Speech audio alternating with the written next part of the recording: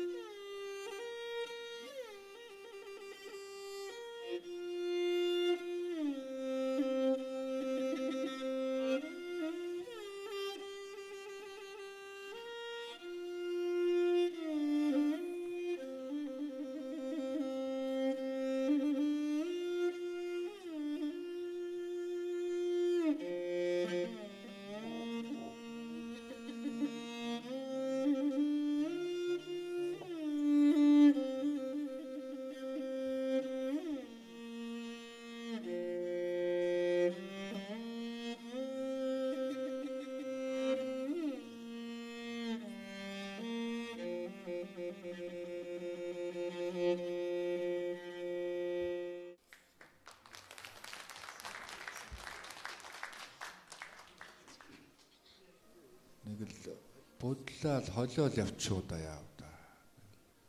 Чи бас тогломоор юм байна.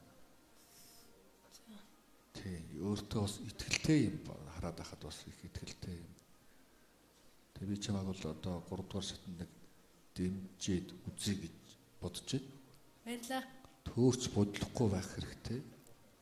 Өөр их цоос хэрэглээ юм. Тэгээд өшөө сайн бэлдэх хэрэгтэй. Чи алдаан дээрээ суралцах хэрэгтэй шүү. Ойлгосноо? За. Баярлалаа. Их сайн байна. Одоо ийм нэртэй цувтай одоо алдартай морин хуурчдын одоо энэ татлага одоо уртын дуунаас тоглож байгаа чинь их сайн байна. Тэгээд дараагийнхаа шатанд одоо ёстой жинхэнэ зохиол тоглож орж ирнэ шүү дээ өнөхөө. Тийм учраас тэр одоо мэрэгжлийн сургалт төгссөн одоо ямар багш нар байна? Одоо театрын хөгжимчид юу байна? Тэднээс сайн сурж зөв тоглож орж ирэхгүй бол болохгүй шүү дээ. Хотоос олон хүн оролцсон. За тэг өөрөө чинь дэмжиж байна. За баярлалаа. За баяр хүргэе. За. Чи нот мэддэг үү? Жог мэднэ. Давчин гоёныг сонсож сурсан уу? Тий. Сонсорсон.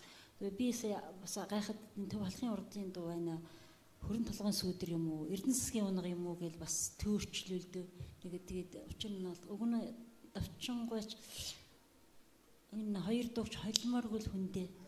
Зүгээр чиний тоглолтын хувьд бол тэр чөлөөтэй байж байгаа, ихтгэлтэй байж байгаа, гар хурууны хөдөлгөөн, техник тэр өнгөний хувьд бол үнэхээр бас надад сайхан санагдлаа.